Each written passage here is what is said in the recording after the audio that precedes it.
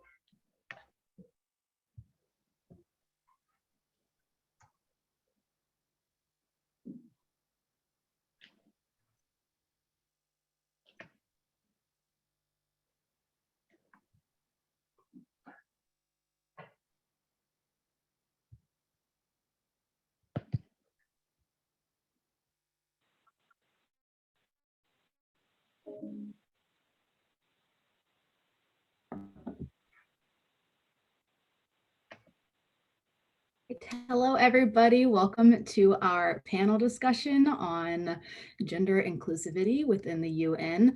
As you guys are all coming in, we invite you to go ahead and change your name to include your pronouns.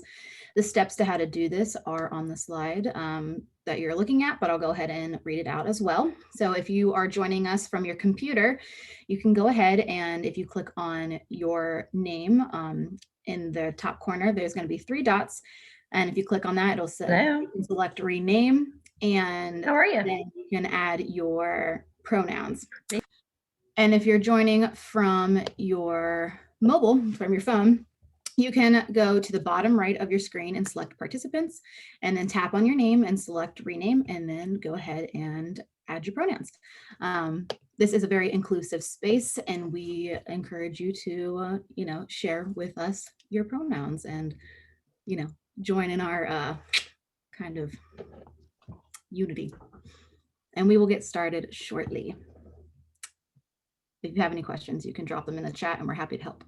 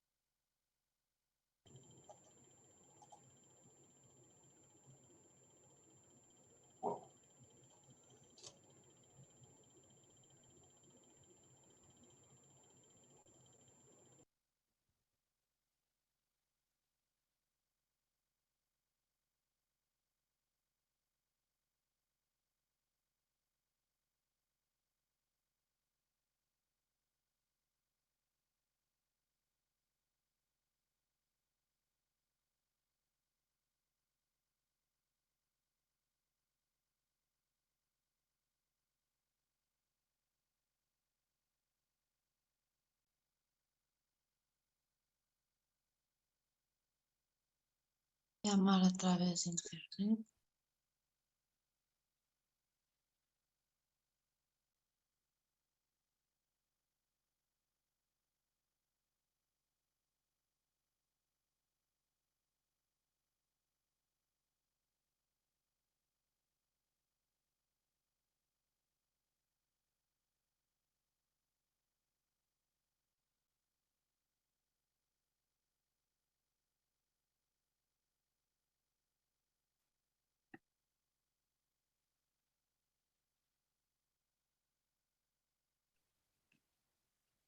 Hello, everyone. Thank you so much for joining us today. My name is Nicole, and I use she, her pronouns. If you didn't hear CC before, add your pronouns to your name. It will be a great way to make this an inclusive space. We are a group of Pace University students who are lucky enough to take the gender and human rights class, which allows us to be here today. When our class reflected on what we should talk about during this presentation, we looked back on the experiences of ourselves and our peers. Through doing this and studying the practices of the UN, we felt that the language utilized within a UN context has truly lacked growth in gender inclusivity. With more member states becoming agents of change that pride themselves on diversity and equality, it is a perfect time to move towards inclusive language in UN documents and practices. By doing this in a UN context, we can help set it as a precedent globally for policymaking locally. If you are asking yourself what we mean by inclusivity, it is the practice or policy of providing equal access to opportunities and resources for people who might otherwise be excluded or marginalized, such as those having physical or mental disabilities or belonging to other minority groups. More specifically, our presentation will highlight 3 sections that will aid us in framing our argument around gender inclusive language. This starts with the cross section of language and gender, then into the people who are affected by the language that lacks gender inclusivity, along with their stories. Following, we will call upon all of you to charge toward global change with our implementation methods.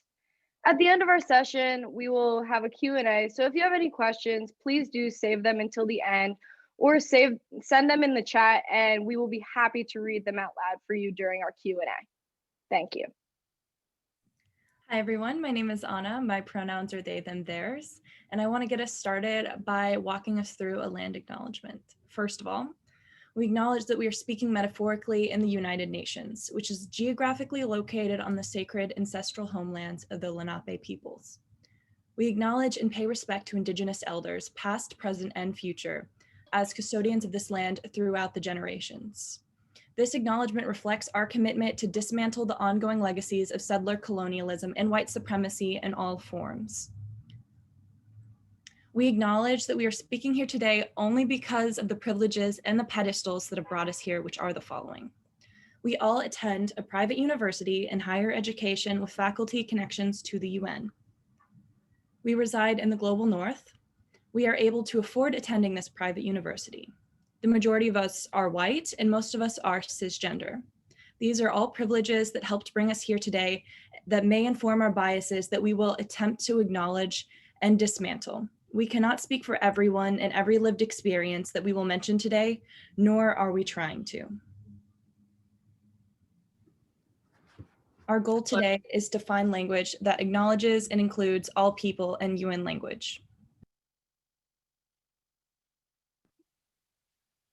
Hello, everyone. My name is Axel. I use they, them pronouns. And in order to keep this a safe and inclusive space, here are some community guidelines that we will be following throughout the presentation and during the Q&A. Number 1, we will not be accepting language that disrespects the gendered identities and lived experiences of anyone during this conversation. This will be an inclusive space for all people to be respected in. When speaking, please allow one speaker at a time. Be thoughtful and respectful with your language. When referring to an individual, use the correct pronouns. We should all have them on the screen right now, but if we do not, please ask them before referring to them. Feel free to step out if needed. These topics can get pretty heavy and personal, so make sure you are practicing self-care during this presentation. Utilize the chat feature to ask respectful questions. Please stay mindful and engaged throughout our discussion, and any inappropriate or disruptive participant behavior will be dealt with by the removal of that attendee immediately. Along with our own personal guidelines, here are a few key points from the official NGO CSW virtual safety guidelines. Number 1, avoid assumptions. Number 2, allow everyone to participate. Make sure you are taking space, but also making space for other individuals who may have questions or want to share their perspectives as well. Honor confidentiality and I statements instead of the common you statements. For example, you can use I feel this way when you say this versus you make me feel this way. Be positive and seek unity. Remember that we are here to have constructive conversations. This is an anti-racist space, meaning that we will not tolerate any oppressive racist speech, and we'll be actively doing our best to fight against the oppression of marginalized groups within our presentation and during our discussions. And then finally, this is a space where the voices of marginalized are amplified and given expert priority when recounting their own experiences. Their experiences of oppression are not up for debate or to be refuted in any way.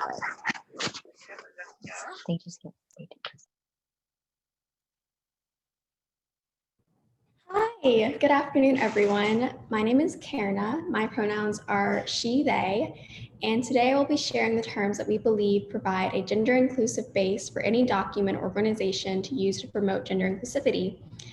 I want to take some space before I dive in to acknowledge that the language I will be sharing today is mainly a product of the global north and am by no means attempting to push this language onto other countries or cultures.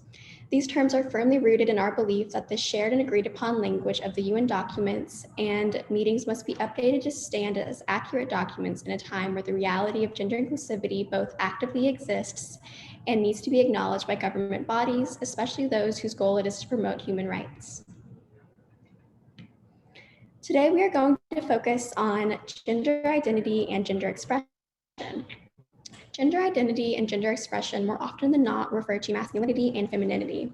However, as we all know, gender identity and gender expression is a fluid continuum or spectrum that is constantly shifting. The term that I'm going to introduce today is one that I'm sure many of you are familiar with. So our first term is non-binary, and this refers to a person whose gender identity and or expression is neither female or male. Non-binary individuals may identify as somewhere between male and female or reject a gender binary's categorization of gender altogether. Use only if people refer to themselves as non-binary. So referring to someone as non-binary is up to that person and it's not for you to decide.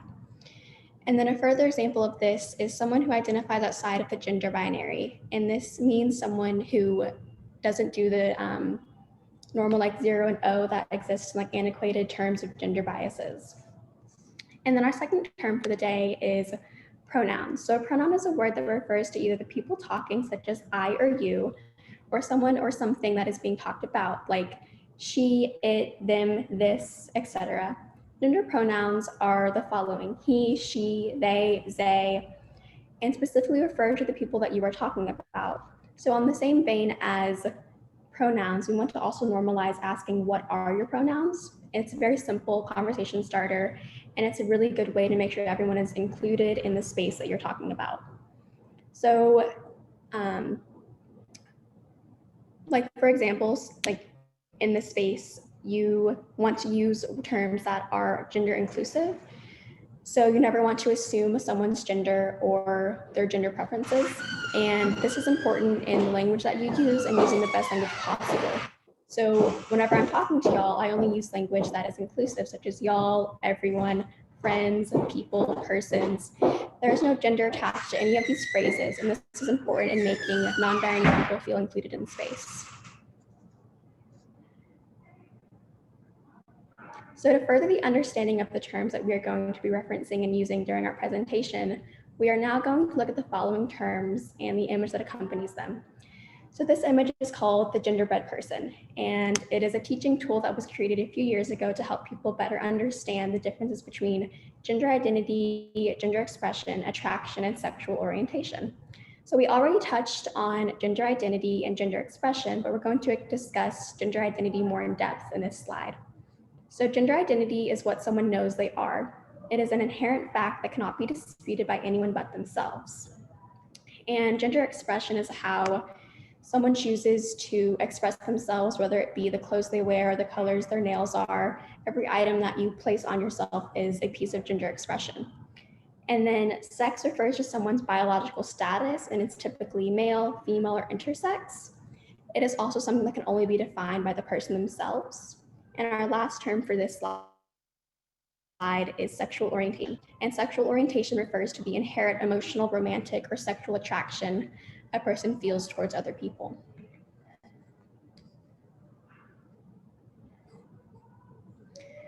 Our next few terms are terms that I'm sure most of y'all are familiar with, as they do appear in many UN documents.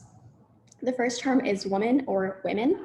While this term sounds like one that has been in existence for decades, I want to propose an addition to its meaning with the realm of UN official language. So women or woman is typically thought of in reference to a cisgender woman or women. And what we're doing today is proposing that the UN extends its meaning to also be inclusive of transgender women. And the logic that allows for this is that transgender women are women too and should be included in the UN's official definition of the word. Not only would this be more inclusive language, but it would grant more protective human rights to transgender women.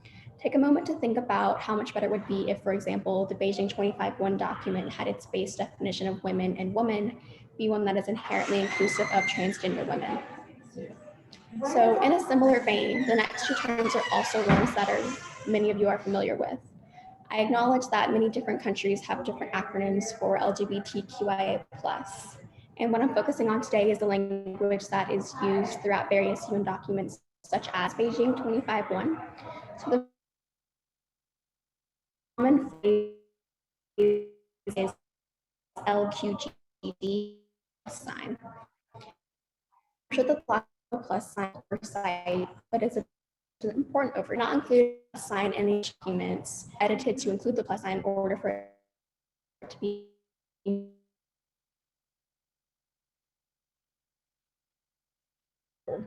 so this inclusivity is why the term LQ or LGBT plus it is an inclusive term that I would love for the UN to adopt this term into its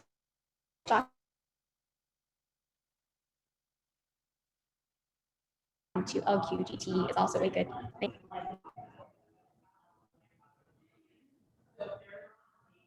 So the first term here connects back to our first slides on gender identity, gender expression, non-binary, and pronouns. So misgender is a common mistake that is easily corrected. To misgender someone is to refer to them by the wrong gender. While it can be an innocent mistake, at times it can come from a place of malicious intent. This is the kind of nonsense that the UN must acknowledge and provide documentation that condemns this behavior, as well as offers support to those who risk being misgendered. So the last term that I will be discussing today is the term intersectional or intersectionality. The definition that I am using is the one that Kimberly Crenshaw created, and I give full credit to her for it. Throughout my research on various UN documents, not once did I see the word intersectional or intersectionality. The concept of intersectional is that people have identities that cross-exist with one another. For example, I am non-gender conforming and I am gay. This is the intersexual identity. I firmly believe that identifying and including the term intersexual into the UN official language will enable the UN to become more exclusive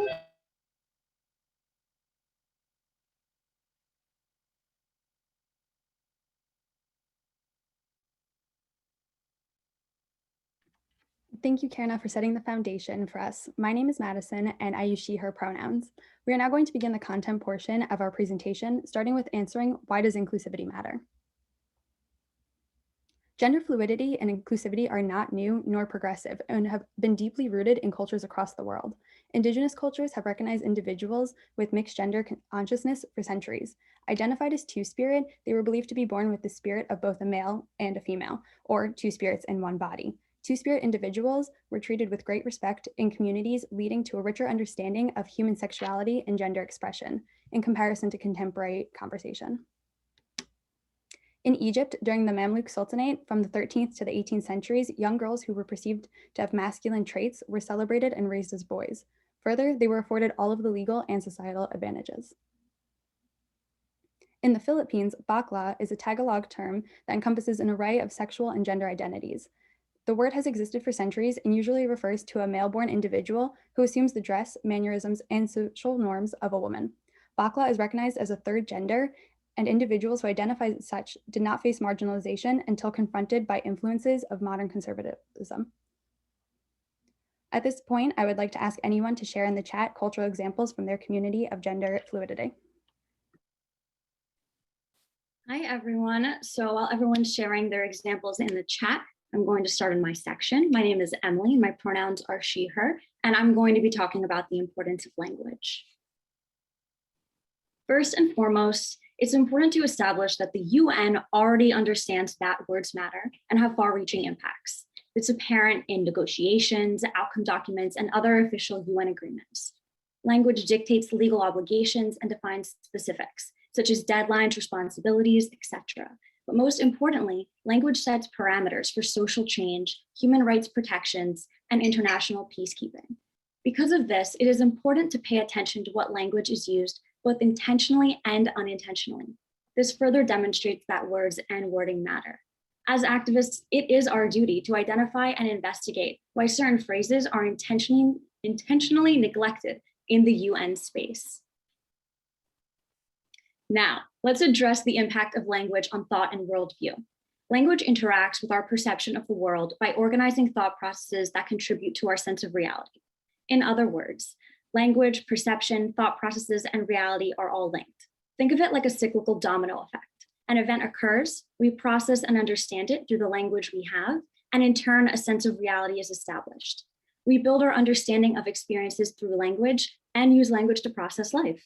Therefore, language has the power to shape, organize, and even determine perception. With this said, it becomes clear why a lack of language can serve to harm. Without the proper language to describe lived experiences, there can be negative impacts on a person's perception of self and reality.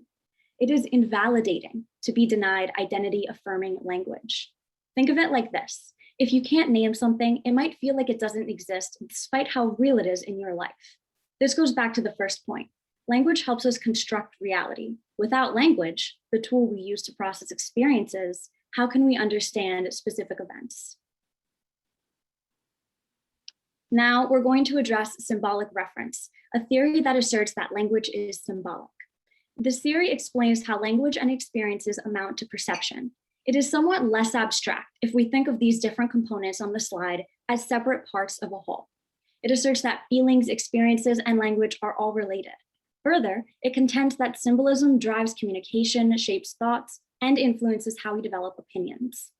On the previous slide, we discussed how language shapes our understanding of the world. This theory takes that a step further and says that language also affects who we are by establishing that lived events and language usage both shape our character. The theory also argues that language impacts our worldview to the same extent as lived experiences. To summarize, the way we choose to speak and the language we use dictates who we are and how we understand society and view the world around us. Finally, we'll ask the question, why do words matter?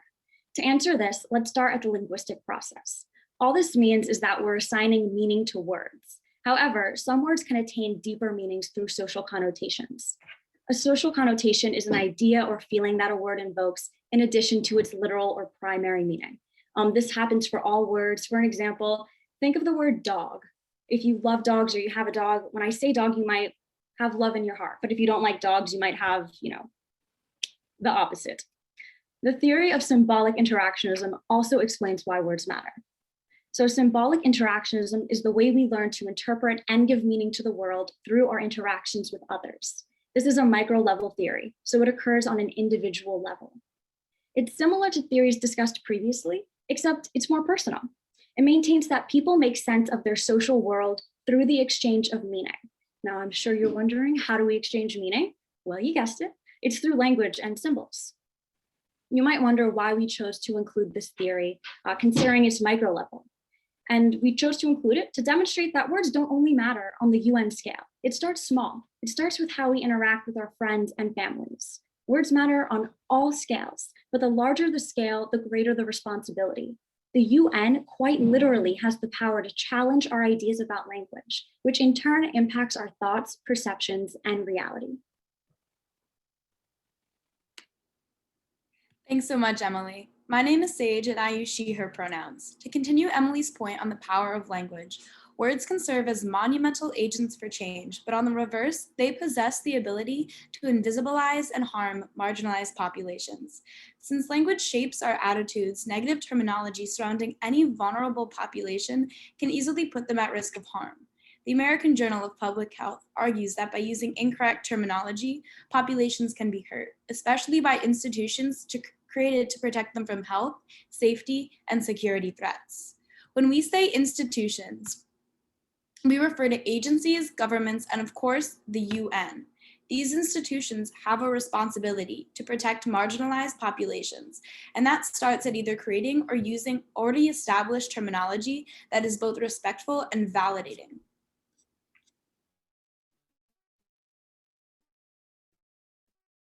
ability to harm. It is defined as discrimination carried out through the use of language, and there are 4 forms: negative other presentation, exclusion, non-linguistic unfavorable treatment, and objectification. The first, negative other presentation, concerns the choice of labels used to refer to populations, and it is most apparent when there is more than one term to describe a population. This implies that one term has more positive or neutral connotation, while the other terms are negative or derogatory. The second form, exclusion, concerns the exclusion of voices and invisibility making. This results in not allowing people with marginalized identities to speak on issues that impact them, or simply denying their existence in all spaces. The third is non-linguistic unfavorable treatment. Now, this is a large category, so for the purpose of this presentation, I'm going to focus on the normalization of harmful practices, which occurs when a harmful practice is treated as normal, natural, or unavoidable. If a group is victimized based on an identity that the government or UN doesn't acknowledge, then that victimization cannot be named, confronted, or resolved. First, we must acknowledge the group's identity as real, valid, and marginalized. The last form of discursive discrimination is objectification, which is the denial of a group's subjectivity and humanity. Thank you. Hi, Sage. Thank you so much for that excellent discussion of what discursive discrimination is. I'm going to go now into what this means for gender and discuss a little bit more about what discursive power is. So discursive power is power that is created, maintained through the way that we think, talk, and as a result, take action. So basically what this means is if you say something about a population of people, or you choose not to say anything at all, that's going to impact how we act in relation to that population.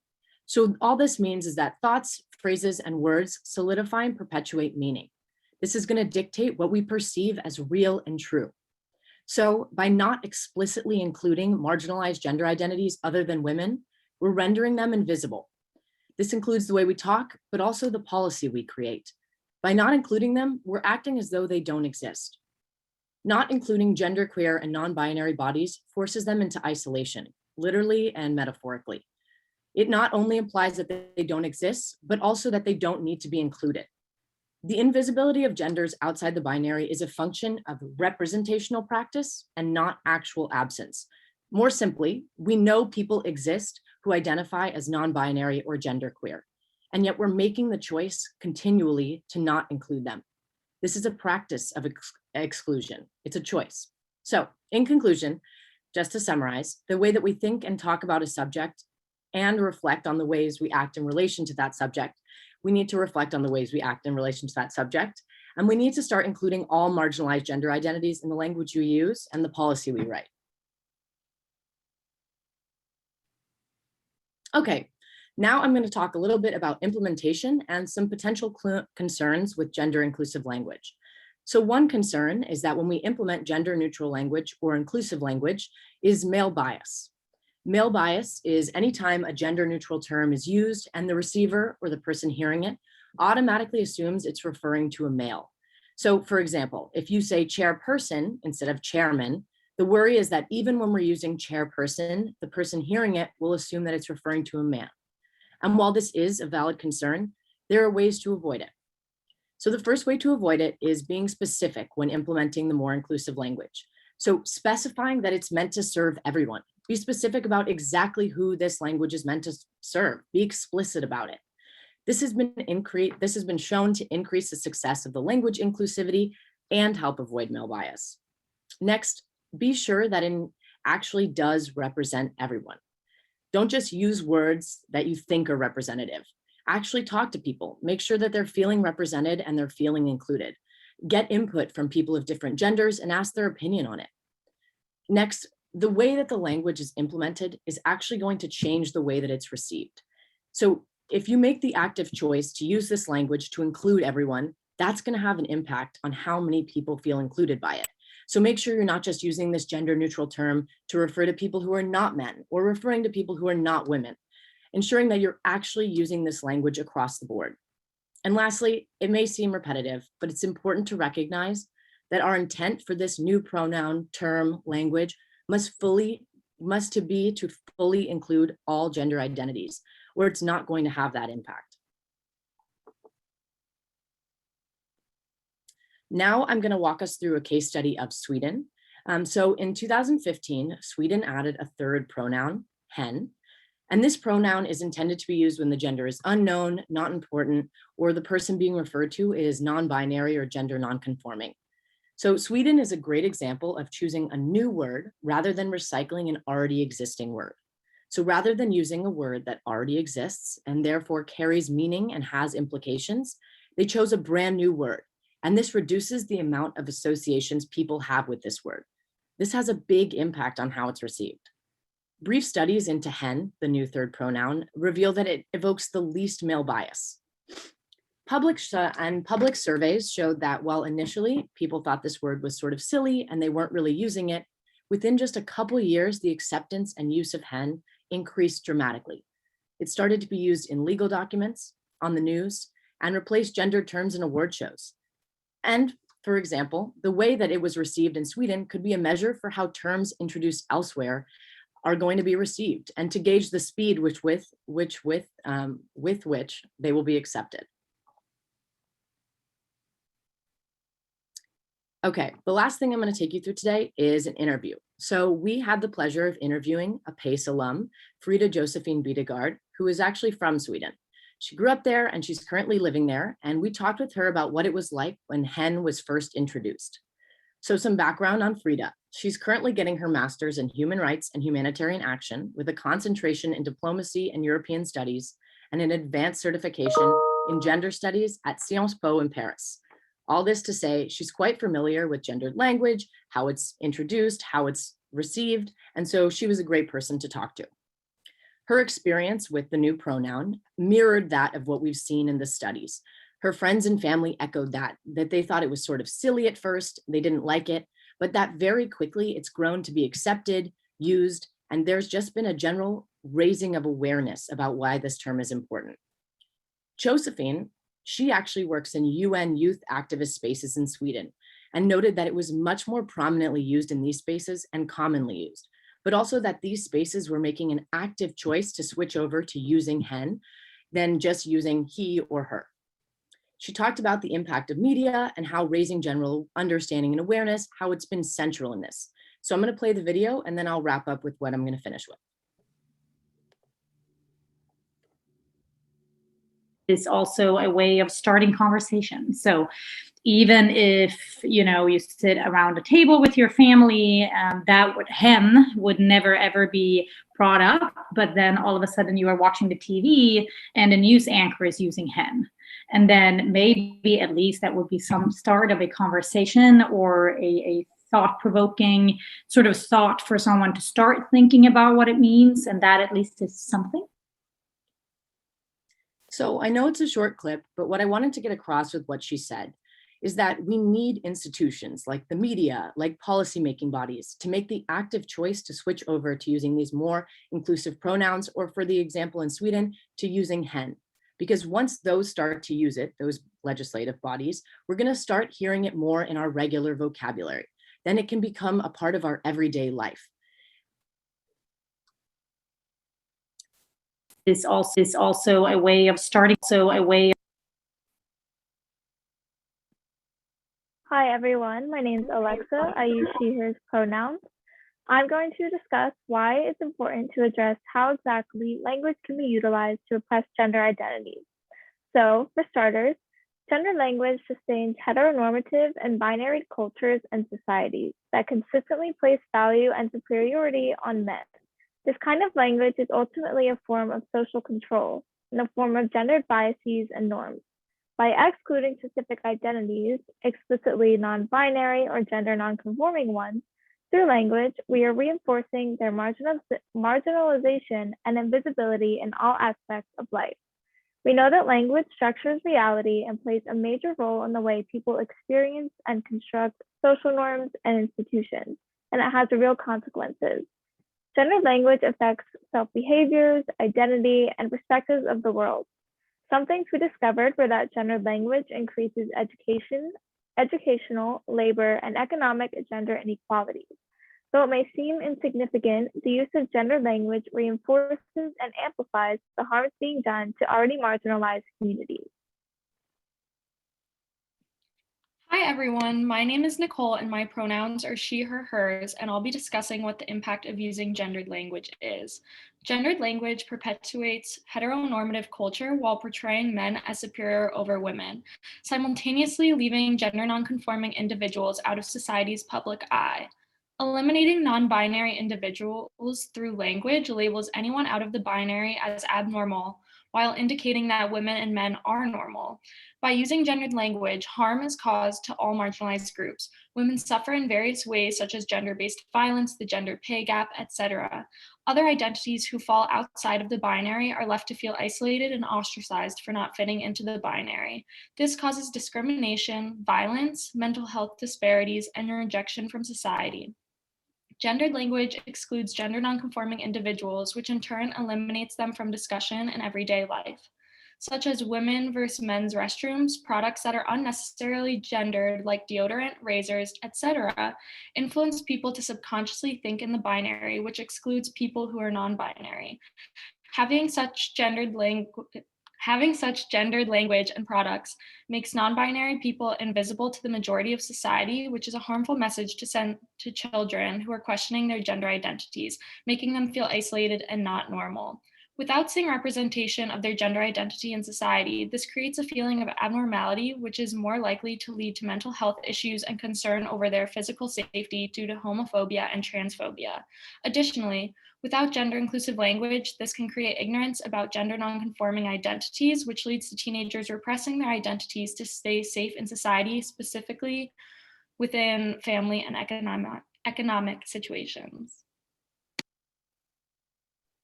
Thank you, Nicole. Hello, my name is Natalia. My pronouns are she, her. In this section, we will be sharing personal histories from people from various demographics and different intersections through participatory action research. Now, participatory action research is an approach to research in communities that emphasizes participation and action. It seeks to understand the world by trying to change it, collaboratively and following reflection. PAR emphasizes collective inquiry and experimentation grounded in experience and social history. Mujer 21 is a civil society based in Monterrey, Mexico, that provides gender-based violence detection and prevention workshops with a clinical psychology approach. It was founded by 3 clinical psychologists. We interviewed 2 of them, Paula Martinez, who has a master's in psychoanalytic psychotherapy, and Malvina Leal, who has a master's in family systems from clinical psychology. During our conversation, they shared how older generations are more apprehensive to accept the mundanity of gender-based violence and that they acknowledge it exists, but never quote unquote at home. They explain how their goal is not to make people who attend their training change their minds completely, but instead they aim to plant a seed and get an internal train of thought going. We touched on how gender identity affects gender-based violence, what bodies are most vulnerable, and the need to do more research and gather information on how non-binary people experience gender-based violence in Mexico and Latin America. The interview was conducted in Spanish, but English subtitles are provided.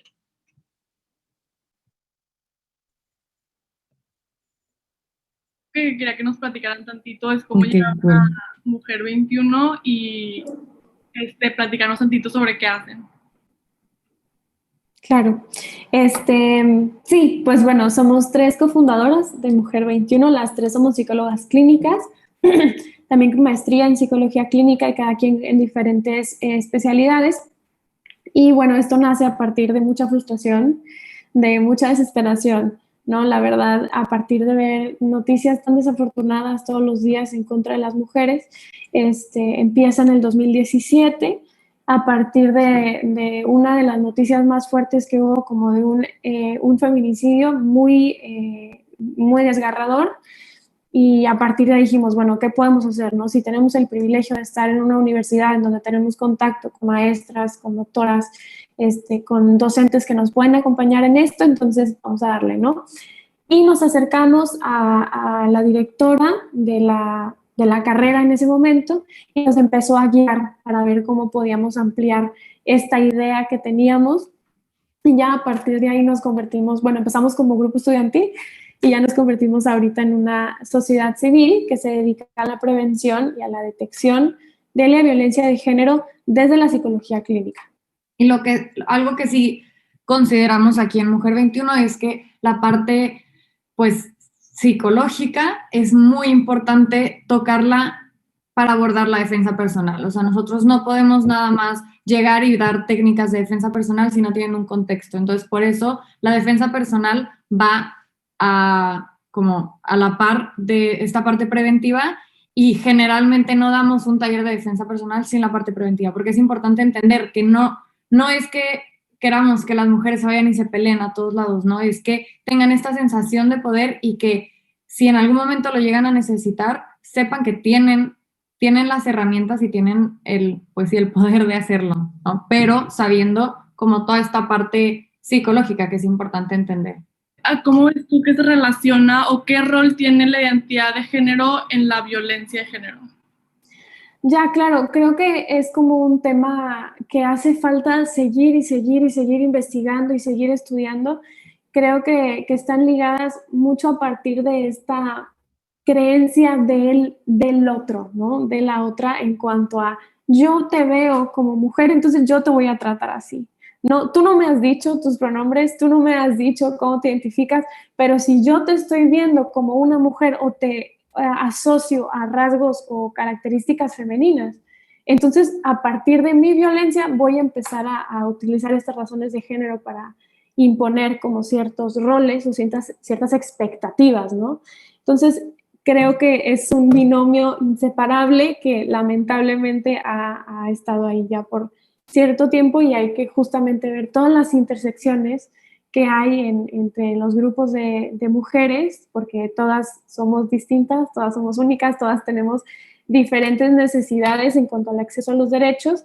Y sí, esta cuestión de la identidad creo que es un tema que se tendría que seguir investigando justo por eso, ¿no? Por todas estas intersecciones oprimidas que realmente no se les ubica en cuanto a estas violencias, ¿no?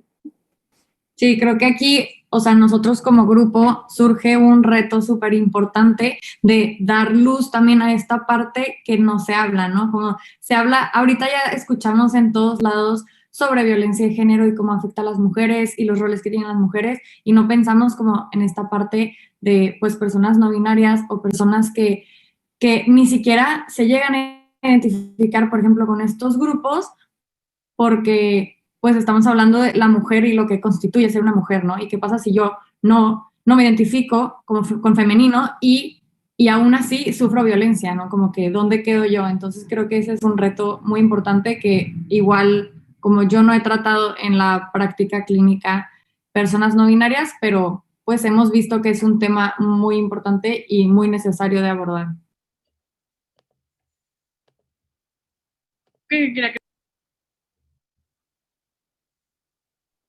Hello, everyone. My name is Claire, and I use she, her pronouns. I had the great pleasure of speaking with advocate Thando Gumede from South Africa. Thando is a lawyer, a feminist speaker, and educator, as well as being an innovator. We have selected some clips from my interview with Thando that we would like to share with you now.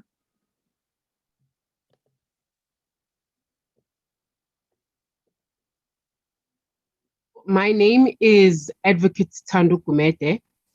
I am a South African lawyer, an admitted advocate of the High Court of South Africa. And I'm also a feminist educator and a speaker.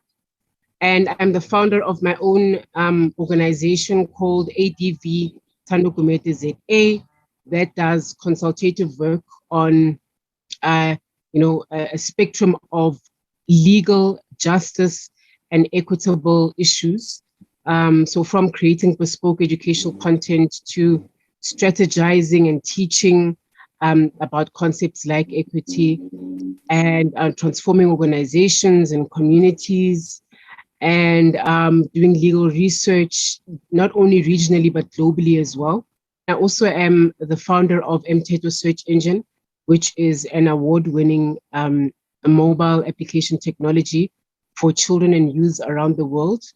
It leverages on artificial intelligence and big data to adequately respond to and prevent school-related gender-based violence. Well, I'm all about feminism. And for me, feminism is about an unwavering, unrelenting pursuit, a robust pursuit for equity among all human beings. And so my understanding of equity, however, may not be what everyone else understands it to be. I study equity, especially since I'm doing my master's in law on women, queer, children, and disabled people's rights to access basic education, and how menstruation and the lack of protection around menstrual health rights is a hindrance for that group of people not accessing, or hindrance for accessing basic and higher education.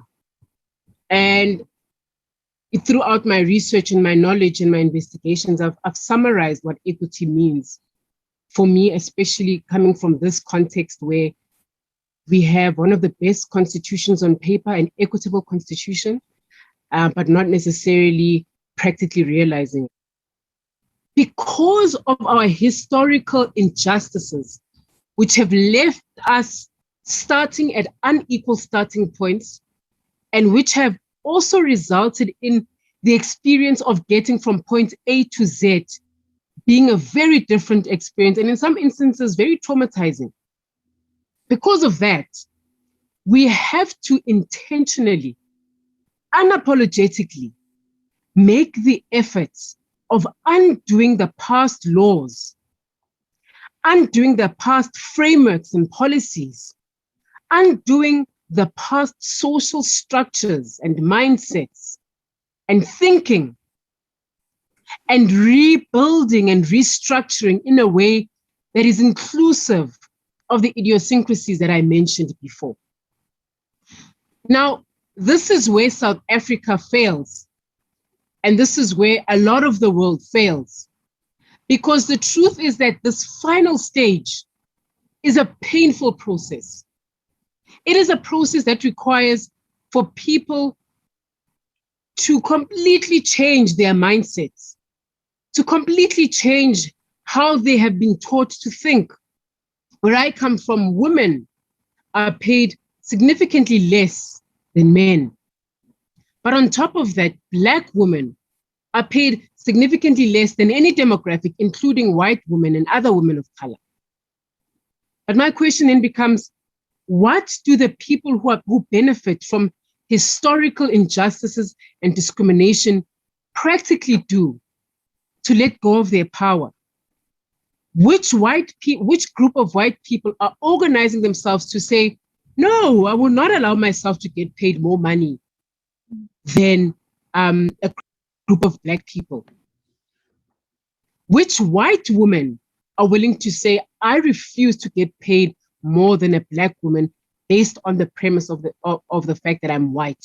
I refuse. This last layer, and it's a critical layer, because if that layer doesn't exist, it means that we're just going to pay lip service. Everything that I do, I mean, because it's about gender-based violence and everything has got a gendered lens. But remember that in South Africa, we also have a racialized aspect. And because of the religious propaganda that was brought here, there's also kind of a heteronormative layer as well. So even as I think of gender, gender for me is not a binary concept. It is a concept that speaks to sex and sexual orientation. And I think the discussion even around generational equality has been problematic for me, because I'm like, when we speak about gender-based violence and when we speak about gender equity, it's misleading, because what you really mean to say is gender, sex, and sexual orientation equity, actually. We just say gender because we're lazy to say the whole thing, because all human beings are gendered.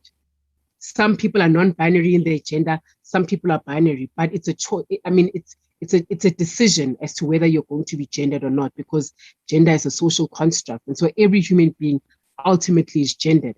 And within that is a matrix of sex and sexuality, and whether you conform to heteronormativity or not, you know.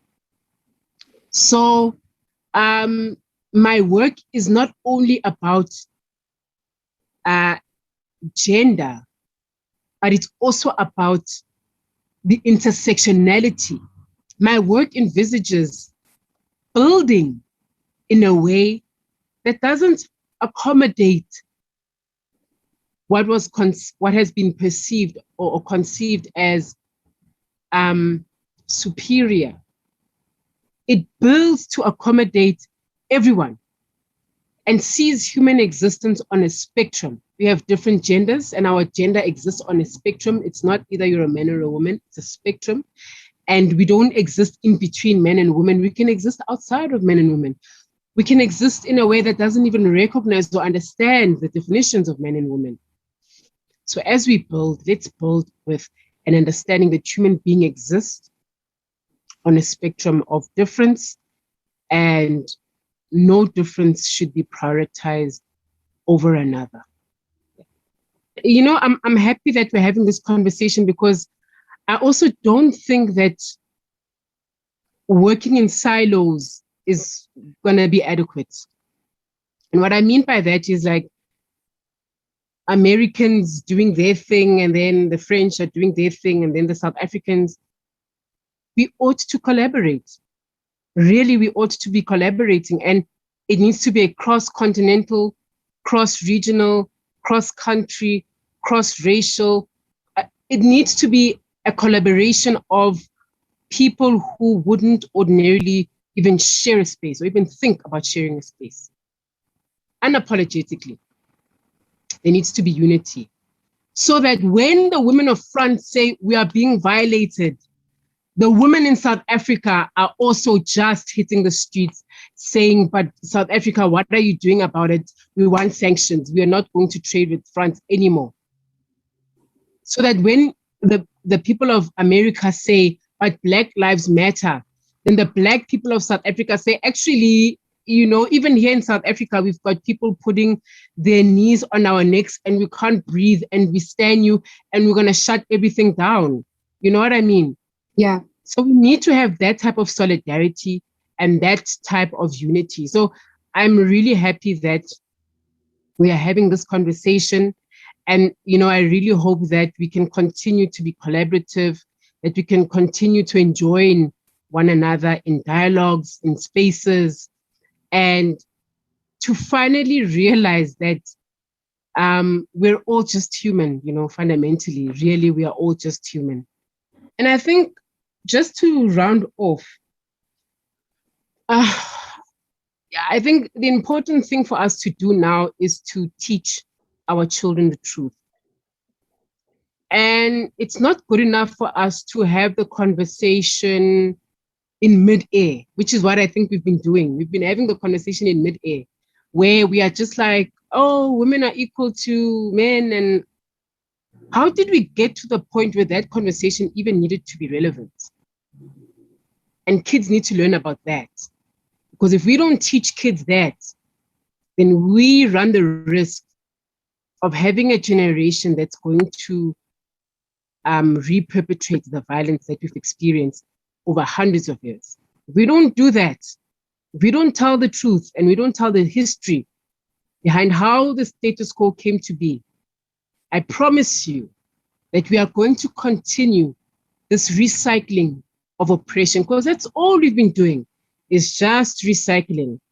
It just looks different, but it's all the same thing.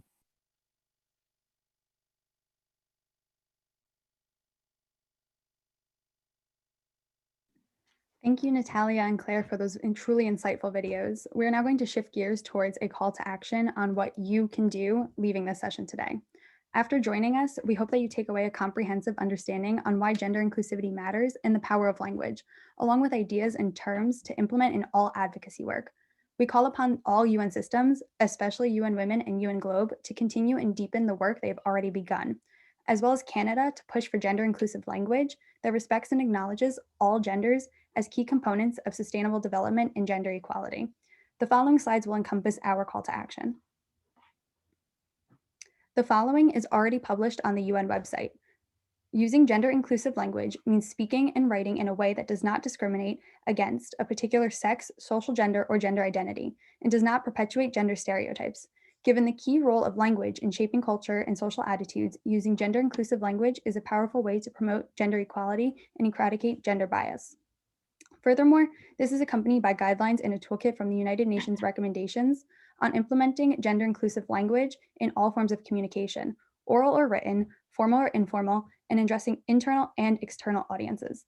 These resources also include training courses, all of which are supported by the UN system-wide strategy on gender parity.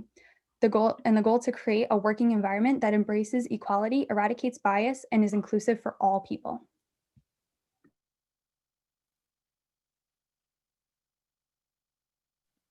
Hi, everyone. My name is Isabel, and I use she, her pronouns. So when we talk about gender inclusive language within the UN, we must address where the UN has done really well and where they are lacking.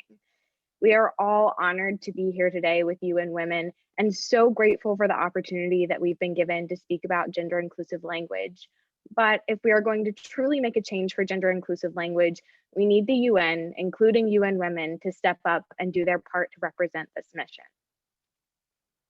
UN Women makes gender inclusivity one of their main priorities, as stated by the quote listed at the top of this slide. This is on the webpage for their gender inclusive lexicon. This lexicon exists to help identify gender inclusive language within existing UN documents. And if we look at the last sentence in this quote, they identify gender inclusivity as putting men and women on the same level, only men and women. If we return to our previous definition of what inclusivity means, I think that we can all agree, in spite of differing beliefs, values, etc., that non-cisgender or gender non-conforming people are rarely represented in spaces like this. If UN Women is supporting gender inclusivity, we need them to support gender inclusivity outside of the gender binary, because it is not inclusivity if it is not including minorities and underrepresented groups.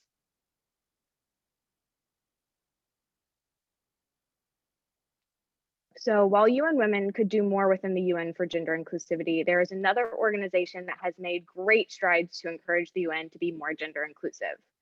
UN Globe, which has the mission of encouraging LGBTQIA diversity and inclusivity within the UN, has a document outlining the steps that the UN can take within their own employment and within their framework to be more gender inclusive. This is beneficial for two reasons. This document provides language that we can use when creating documents supporting gender inclusive language on global issues, as well as shines a light on the already gender inclusive claims that the UN has committed to, yet not necessarily followed through with yet. So the first quote is here. Gender and gender identity go hand in hand. Any discussion on gender and any strategy on gender shall include a reference to gender identity. In addition, gender categories should never be limited to the male-female binary. It should always be recognized that when we discuss gender, we must also discuss trans and gender non-conforming individuals, those with non-binary genders, and those who don't identify with any gender, among others. This goes back to what I said about UN Women.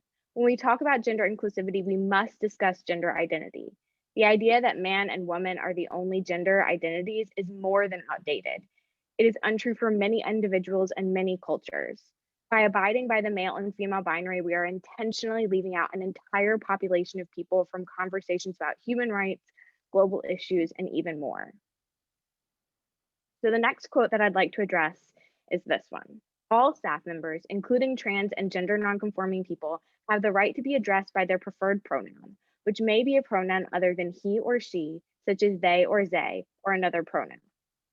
This quote is a great example of language that can be incorporated into existing documents. Instead of all staff members, we can say all people, including trans and gender nonconforming people. It is as easy as this to be inclusive within your policy making. And the final quote that I'm going to address is this one. Despite being recognized as a right by UN human rights mechanisms, in most countries, trans and gender nonconforming people have no access to legal recognition of their gender identity and/or face abusive requirements to obtain such recognition that in themselves violate UN human rights standards, including forced coerced sterilizations, treatment, divorce, and medical certification. And in too many countries around the world, citizens are not allowed to change their legal names and/or gender in order to affect their gender identity. It is stated here that it is considered a human right by the UN for an individual to be legally recognized as their gender identity. And yet in many countries, non-cisgender people still face abuse and restrictions when it comes to changing their legal names, medical treatments, and so much more. Member states of the UN cannot continue to ignore gender identity as a human right if they want to continue working hand in hand with the UN.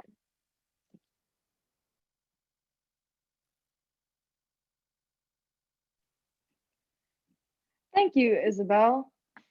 To continue, a member state that others can learn from is Canada. They're advocates for inclusivity in not only language, but in everyday life. If you take a look at this graphic, it provides great examples on how member states can act now to be agents of change. Learning from member states like Canada can help show real life examples of how specific municipalities are being catalysts of inclusivity multilaterally. This can be in areas from infrastructure to hiring practices.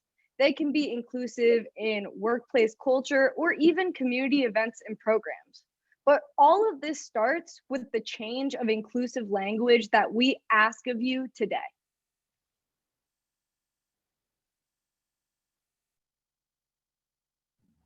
So now that you've listened to us and learned so much today, we are going to start to talk about how the UN and everyone here today can put forth tangible efforts towards working for inclusive gender language. So to accomplish the goals that the UN has put forth regarding avoiding discrimination towards a gender identity and directives for gender inclusivity for all social gender or gender identities, as the UN says, we need to implement complement steps. We can begin this process by changing our language towards these goals. Changing our language to include an acknowledgement of and recognition for these gender identities that we have discussed today. With language that acknowledges gender identities outside of the binary of male and female comes inclusivity and affirmation of the identities for the people we are including. We call for a change in all forms of UN communication, in all contexts of oral and written, formal and informal, addressing internal or external audiences to include, and by doing so, respect the gender identities of all people. We ask all of you joining us today to consider using simple word choice changes that effectively include all gender identities, along with calling on the UN. Hello, my name is Jelena, and my pronouns are she, her. Thank you to Anna and Nicole for discussing the framework suggested by UN Globe and for advocacy in Canada. I'm going to take a moment now for us to look back on the documents from CS 62, 63, and 64 and highlight some of the phrasing in calling for gender-specific change. So in CSW 62, we see a call to promote gender equality and the empowerment of all women and girls by reaffirming commitments made in the Addis Ababa Action Agenda, pursuing policy coherence and enabling environment for sustainable development at all levels and by all actors, and reinvigorating the global partnership for sustainable development. Additionally, they quote, recognizing that the human rights of women include their right to have control over and decide freely and the responsibility on all matters related to sexuality, including sexual and reproductive health, free of coercion, discrimination, and violence, as a contribution to the achievement of gender equality and the empowerment of women and the realization of human rights. In CSW 63, they recognize the role of UN Women specifically in promoting gender equality.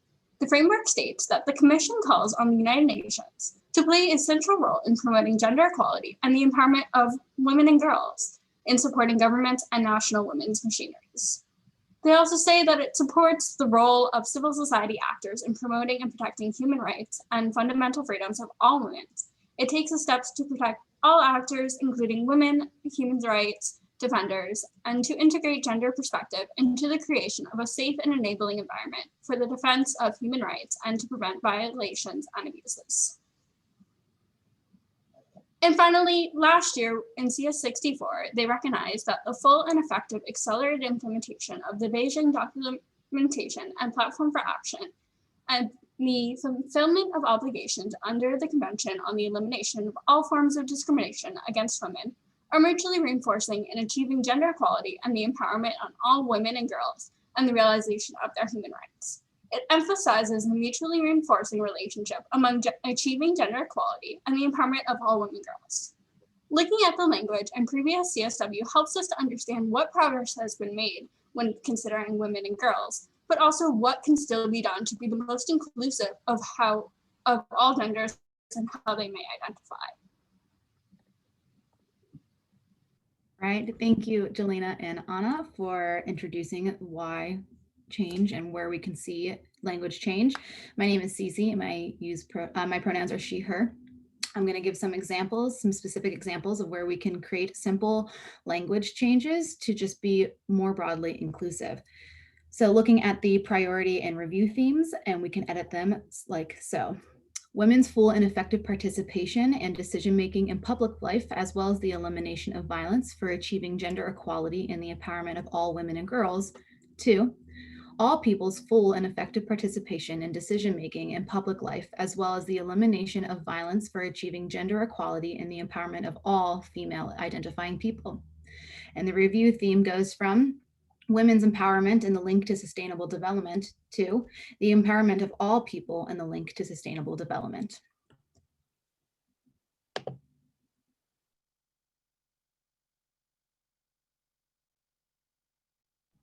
So today we are calling on everyone to encourage the implementation of the following changes in UN communication and in your own personal communication. We're talking about word changes and phrasing to include genders of all people in all forms of UN communication. We're going to talk about normalizing the recognition of correct pronoun use in discussions and introductions, which you have all heard us talk about before today, which is why we introduced ourselves with our own pronouns and welcomed you to put those in your own names. And we are also going to invite you to help us advocate for gender inclusive implementation like we've discussed in social media and lobbying delegates and NGOs. So in phrases where men and women or male and female are used, drafters should substitute or speakers should substitute all people or every person if mentioning gender is not relevant to that phrase. We understand how important it is to reference specific genders when it is important to include the issues of women and girls, which is what the CSW is focused and centered on, and we honor that and respect that. So where gender is a key component of a phrase to include or acknowledge when discussing people, instead of naming men and women or just male and female, you could include people of all genders, or women, men, and other gender identities, or women, men, or non-binary people, or refer to everyone with a gender-neutral pronoun of they, them, theirs, in order to be inclusive of all of these identities.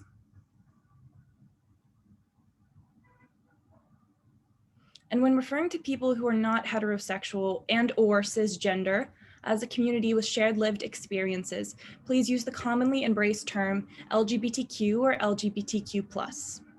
And when using the term women, acknowledge and recognize both implicitly and explicitly if needed, that the word women will always include transgender women. Now for pronouns. When communicating between individuals at the UN and CSW and in your own formal or informal conversations, you can include a recognition of each other's pronouns. This recognition can happen when people introducing themselves share their pronouns.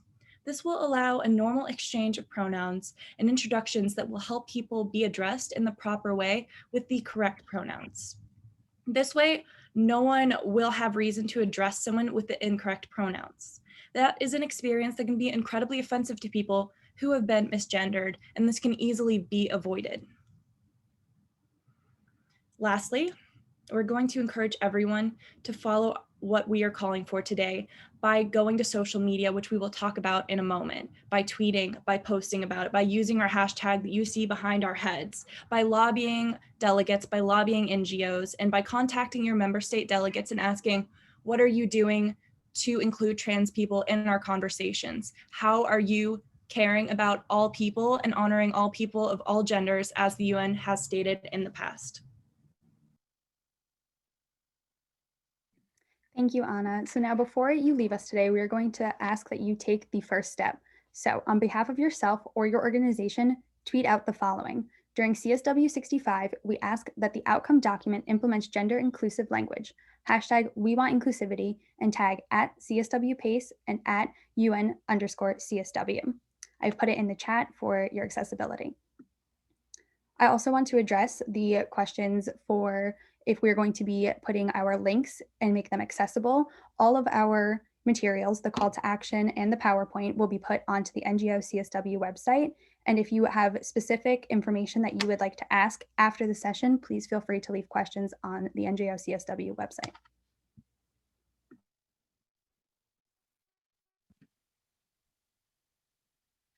Awesome. Thanks so much. So for the remainder of the session, we open the floor to you. Please use the raise hand feature or chat to share questions or comments. If you type something out, Nicole and I will read it out loud. But before we begin, I'm going to pass this over to Nicole. So before we address any other questions, someone who attended named Kate asked a question in the chat earlier that I will read aloud and we will address. Kate said, I would like to know what the presenter's suggestions are for how to advance gender inclusive language in countries where governments are known to inflict personal and organizational harm on diverse people and their allies. Does one of the presenters want to address this? Madison, go for it.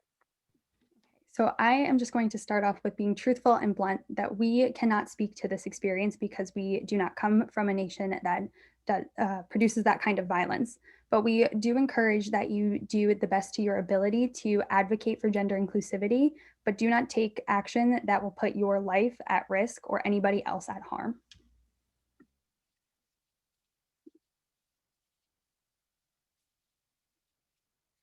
Awesome. So we're going to continue on to the next question.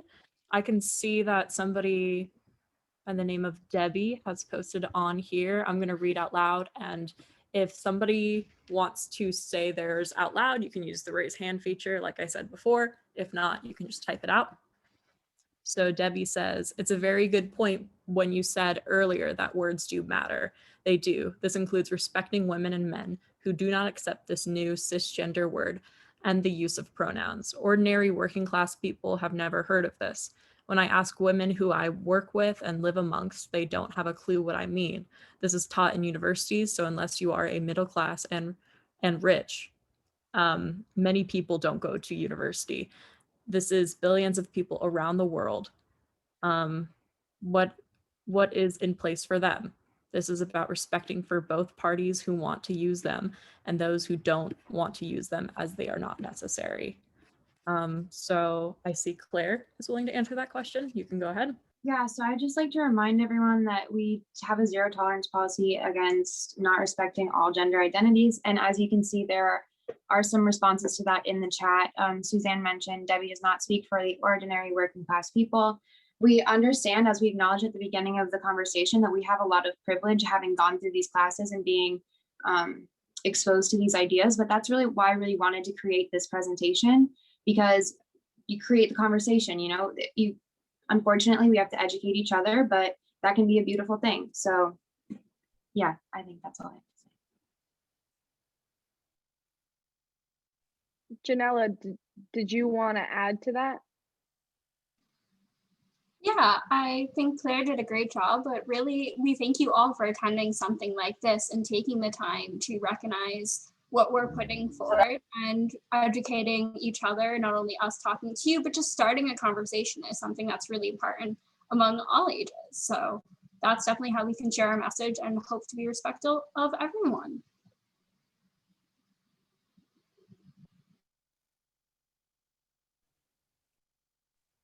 Emily and Anna, go for it.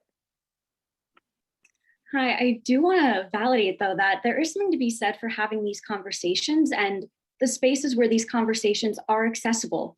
I mean, we're having this conversation in the UN right now. We know the UN space is not accessible to all, and that marginalized identities might have the most obstacles and barriers accessing spaces such as this. I think talking about gender inclusivity really matters on a lot of factors. It's not guaranteed, but the way to ensure it is to normalize these conversations, to encourage them to, like I talked about in my part, have these conversations with your friends and family. It spreads that way. You know, language matters on all levels. And hopefully through enough civic engagement and collective action, we will demand that these conversations are normal and commonplace and occur in all spaces, but it's definitely going to be a process that requires work. I just wanted to talk to Debbie's point about how this is related to classism and how working class versus people you see in college who are integrating their pronouns, who are talking about these gender identities. And I want to talk about how that's something that does appear to be happening, where these people in academia who can afford these institutions are talking about this and making conversations about that. And I think that that's a really good point. And I think that that's something we shouldn't gloss over. Classism is definitely at play in who's having these conversations. But I think that it all comes down to respecting the fact that people in the working class are also going to be transgender. People in the working class can also have they, them pronouns. People in the working class who cannot afford these institutions may have been experienced the hard experience of being assigned the wrong gender at birth, and they would also ask you for respect, even if that having that discussion and trying to talk about gender may be hard in the beginning. I think that it is a matter of respect and mutual understanding that trans people and people with genders outside of the binary can come from everywhere all over the world, as we discussed, in different ways, and it can present differently. And I am one of them. We come from everywhere, and we come from the working class, just like everyone else comes from different classes and different cultures.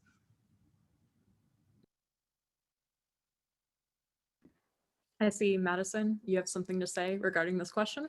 Yes, I just want to add a quick little bit. I do want to acknowledge that although it does seem that this conversation is rooted in academia and for people who are studying it, it is something that has been rooted deeply in cultures, as we acknowledged in the beginning of our presentation, that gender fluidity is not something that's new, and it's something that has existed for decades, centuries, and beyond. So that's all I would like to add to that.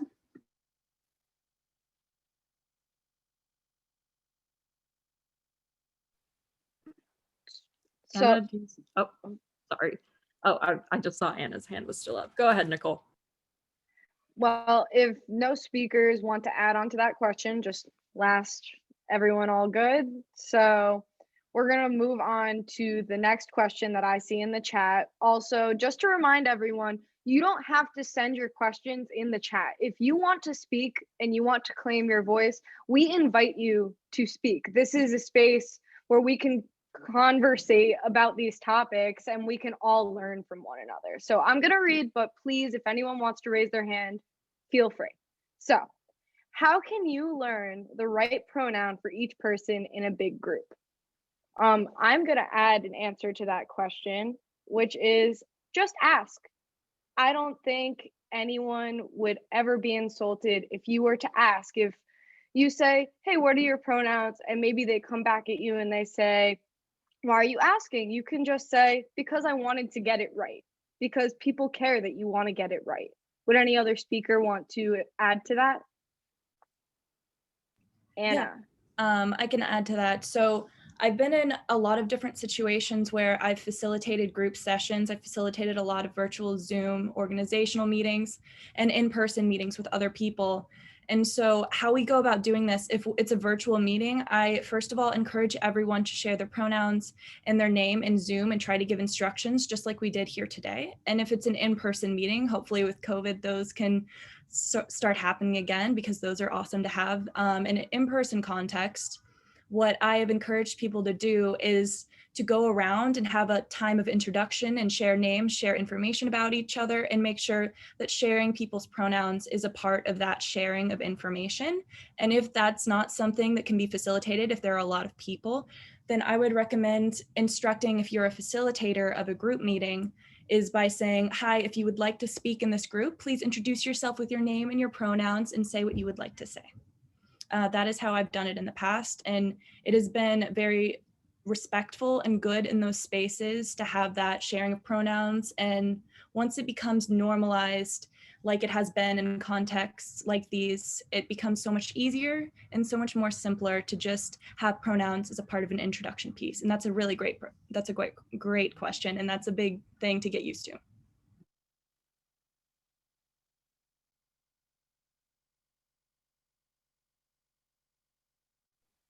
Let's move on to Claire and then Izzy.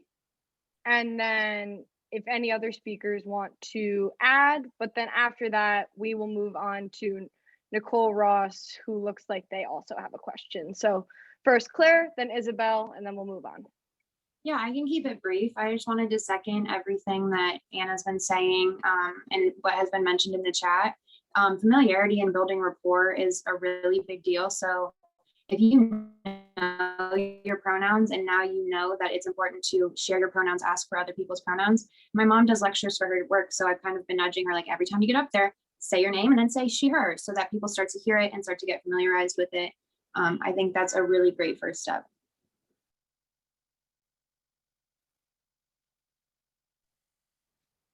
So I'm just going to follow that with, as a cis person in group spaces, something that I find is helpful to do is just, even if I'm not the facilitator, when I have the opportunity to speak, introduce myself with my pronouns, just say, my name is Isabel, or my name is Izzy, and I use she, her pronouns, or my pronouns are she, her, because then even if there are no people that need to show their or feel the need to share their pronouns in that group, it's just become a more normalized and comfortable thing in the space. And it's something that then those people in that space can bring that into their other spaces. And then people that aren't cisgender don't have to feel like they are being pointed out as someone that needs to share their pronouns because they don't feel that they're obvious, or they don't feel like they're passing, or something to that degree. So always, as a cis person, sharing your pronouns and normalizing it so that people that aren't cisgender don't feel singled out when they decide to share their pronouns, or when they feel like it's necessary to share their pronouns, so that they're not misgendered. Thank you so much for that response, everybody. So I see we have a hand raised right now. Nicole, Ross, you can go ahead and unmute and ask your question, and please do share your pronouns. Hi, this is Nicole Ross. I'm her and she. This is so new for me. I really applaud you ladies and her and she's and all that you are for sharing this information.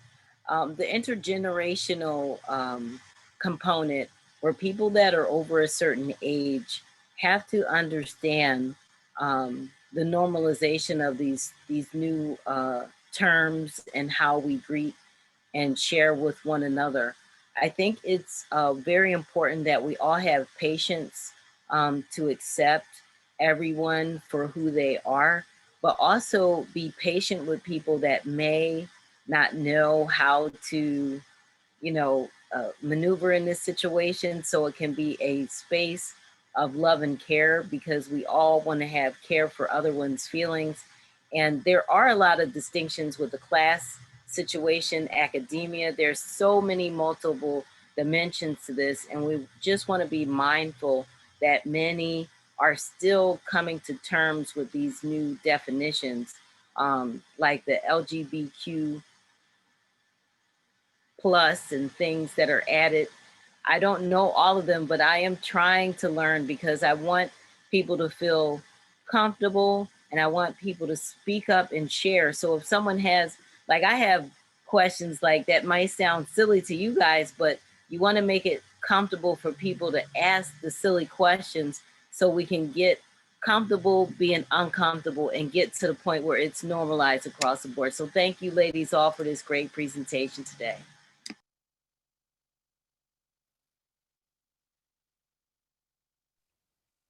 Thank you so much, Nicole. So it looks like you made some panelists want to speak. Let's see. So it looks like it was Claire, and then Karina, then Madison, and then Nicole.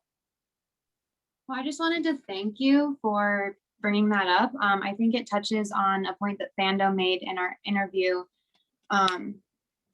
about how the last layer of achieving this equity and achieving this inclusion will be a painful one, because of the structures we've grown up in, the laws we've lived under. And I think it is important to acknowledge what you said. We want to create a safe space where people can learn and where they can feel like they can ask questions without judgment.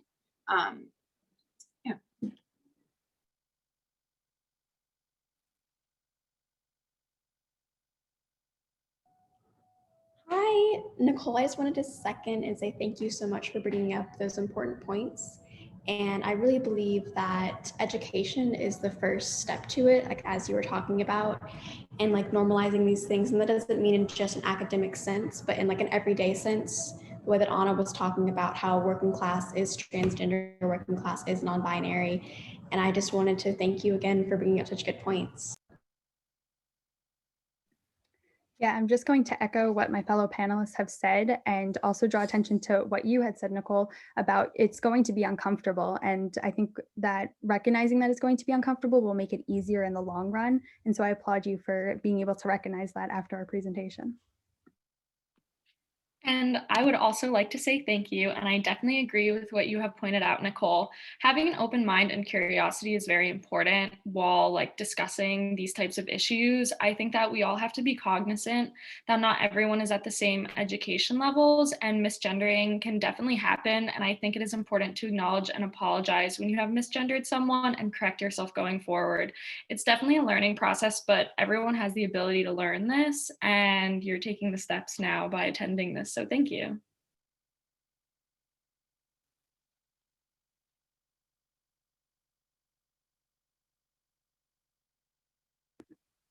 All right, Nicole, do you want to go ahead and take the next question that Christy Stage asked? Before we jump to Christy, it looks like we skipped a question before that. So I don't want to put anyone above anyone. I think it just got lost in all of the amazing conversation in the chat. So it looks like Luz Marie, I'm so sorry if I just pronounced your name improperly, asked, how can you learn the right, oh wait, that we already talked about that. I'm so sorry. Moving on. So the next question is, would the panelists be able to speak about using names in conversations rather than names to avoid misgendering, or for those who may not feel comfortable using different pronouns? Thanks. And that was from Kirsty Stage. Sorry if I improperly said your name. So Madison, and then after Madison, I see you, Shell. We got you. We will go to you after this question. So I addressed the question in the chat, but I will just vocalize what I said. If you are unsure how to ask for somebody's pronouns, then just use their first name, but eventually it will come naturally to where you feel comfortable saying, what are the pronouns I should use when addressing you? And yeah, just use their name if you feel uncomfortable. Awesome. Thanks so much, Madison. So we are running out of time, but I want to make sure that we do answer a question for the person who is raising their hand. So Shell Goldstein, if you can say your name and pronouns and go ahead and ask your question. Hi, my name is Shell Goldstein. I just got here. I'm so sorry. I see this is being recorded, and I'm hoping on the CSW platform there that there'll be a recording of this that I can go through later. Great. And in terms of the pronouns, I've ended up getting confused. I don't know what to say my pronouns are anymore. I was born in a woman's body. My sense of self is a mixture of many versions of what's traditional feminine behavior and thoughts are, and lots of what's traditionally masculine. And as a feminist for 30, 40 years, I've had a sense of wanting these categories to become meaningless. So I'm not sure whether she and her reflects me. I was playing the other day with like us and ours. I'm baffled. Any suggestion on what someone who I'm not a feminine person, for goodness sakes. Whatever that what that used to mean, and I want to change that. Feminine for me is ferocious and strong and persistent and entrepreneurial and steadfast and gentle and sweet and unbearable. Hello. Thank you you so so- much for your question and posing that. I'm going to hand it over to Claire. I see that she has her hand up. I was just briefly going to mention that even through my journey of learning a little bit more about pronouns, you don't have to feel boxed into one set of pronouns. And I actually see that another presenter has their hand up, so I might let Kierna take this one, but I would just encourage you to continue that exploration. I feel like that's a journey that a lot of us are on right now, learning more about pronouns and sexual expression and sexual identity. So I just hope that you can enjoy that journey, and I'll let Kierna take it. Hi, Shell. So, as someone who is non-gender conforming, I definitely understand like where you're coming from and like these questions that you have. And I invite you to try on the term non-gender conforming for this phrase. I found that helps me feel really like connected to myself. And that's why I have she, they, because I like to switch between the two and use which ones makes me feel more comfortable in that like setting. I don't know if that helps at all with your question, but as someone who's also like been through the same journey, like I want to provide any help I can. So just try it on for size and see if it fits. But there, as seen in our presentation, are so many words that can help with as identification and like feeling yourself and like feeling home in you. And if you want to like look at our presentation, you're more than welcome to, of course. And also contact us on like the NGO website, and we can offer more insight if you want us to. Yeah, thank you for that response. I also want to say, Shell, as somebody who uses they, them pronouns is non-binary, just there are no rules in terms of what pronouns you can use, how you want to self-identify. Once you break from the fact that the way that you want to identify in these social constructs of gender and sex are something that you don't need to be confined to, then you can use whatever pronouns feel most comfortable, whatever gender identity feels most comfortable for you. There are no quote unquote rules for it. So I know there's not really an answer. I wish I could be like, these are your pronouns, Shell, but I mean, there is no like pronoun god or anything for that. So yeah, I hope that helps. Just don't feel like you need to be confined to something or a certain expectation. And I see Nicole has something to say. Yeah, I just wanted to add on to Axel's point, which is don't feel confined, Shell. Honestly, you can use whatever pronouns are most comfortable to you because you are your own person. If you wake up one day wanting to use they, them pronouns, you can. If you want to use she, her the next day, go for it. It is all you and it's all an exploratory process. So don't feel like you have to stay confined to one. Explore what makes you feel comfortable. Great. And for me, I don't care. I don't think of myself in these ways at all. If I start using this in Zooms and that, it's going to trigger a reaction from other people and then lead into a weird, it's not even just that it's uncomfortable, it's like an unnecessary conversation that to me is meaningless. It's other people seeing it that I don't care if someone calls. I guess I just prefer to be referred to as Shell.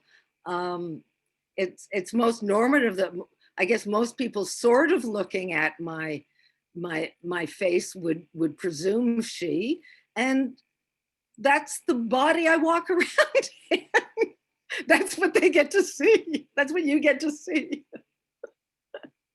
Anyhow, I really look forward to seeing the whole discussion. I'm sorry I missed it in real time, and I so appreciate you making the time for me to be involved in this. I'm very touched.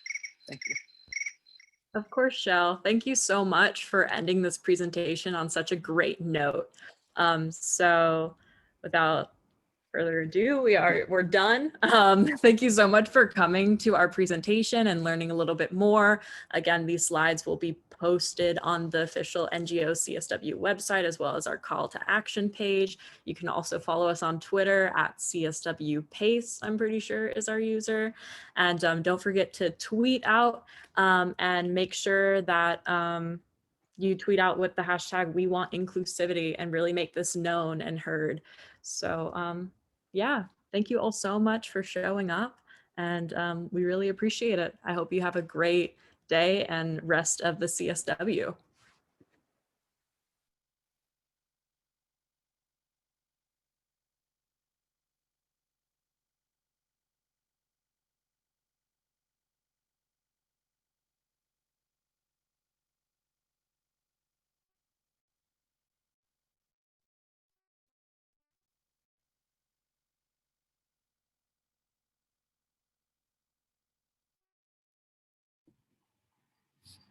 I've stopped recording at this point. I don't know.